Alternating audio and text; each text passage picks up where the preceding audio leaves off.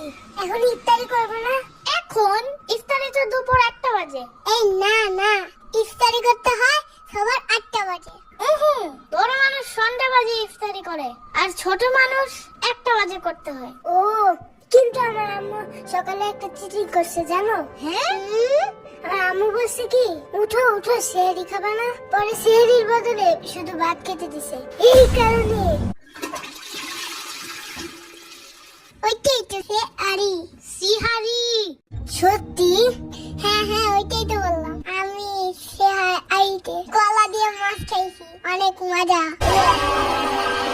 কিন্তু ইফতারি তো আলাদাই, তো ভাত সেহরি হয় কেমনে? এমনে অমনে হেমনে। মেন কথা হইলো তুমি রোজা রাখতেছ না, বুঝছো? ঠিক মতন না রোজা রাখলে অনেক সমস্যা আছে। আমাদের ওই বাসার ওই পিচ্চি রোজা না রেখে মিষ্টি খেয়ে ফেলছিল, পরে ওর পেট খারাপ হয়ে গেছে, পরে ওর খালি মাথা চুলকাইতো অনেক। আমার সাম্বার তো ঠিকঠাক মতন রোজা রাখে, তাও ওর পেট খারাপ হয়, সারাদিন খালি মাথা চুলকায়। তার মানে সাম্বার বাচ্চা রোজা রাখে না ঠিক মতো? লোকেরা তাহলে সবকিছু তাহলে ওই খায়। আমার কেকও খাইছিল, আর দোষ দিছে নিশিভূতের। সাম্বারে দেখলে কেমন জানি মনে হয় কি রোজা রাখে নাই। ওরা দেখলেই মনে হয় মাত্র খাইছে কি জানে। বাট মাহাদি, হ্যাঁ তুমি কিন্তু ঠিকঠাক রোজা রাখতেছ না, বুঝছো? এগুলো ভালো না। কারণ আমার আম্মু বলছে ঠিক মতন রোজা রেখে দুপুর 1টায় যদি ইফতারি না করে তাহলে নিশিভূত আইসা পড়ে। রাইট।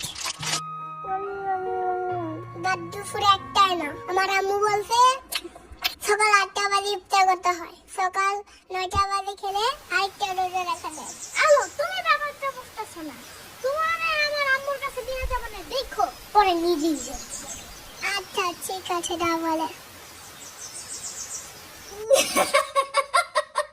ইচ্ছা মতো খুব খুব করে চিপস খাইতেছিল, আমি আমার নিজের চোখে দেখছি।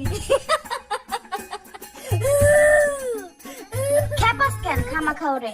হাসিস না, একদম হাসবি না, চুপ। আরে সমস্যা নাই, কান্দে না কান্দে না। ভুলে কিছু খাইলে কিছু হয় না। বাচ্চাদের মাগরিবের সময় ইফতারি করলেও চলে, তার আগে করলেও চলে। আচ্ছা তুমি কালকে মাগরিবের টাইমে ইফতারি করে যাও। সাম্বার বাচ্চা, আমিও জানি তুমি ঠিক মতন রোজা রাখো না।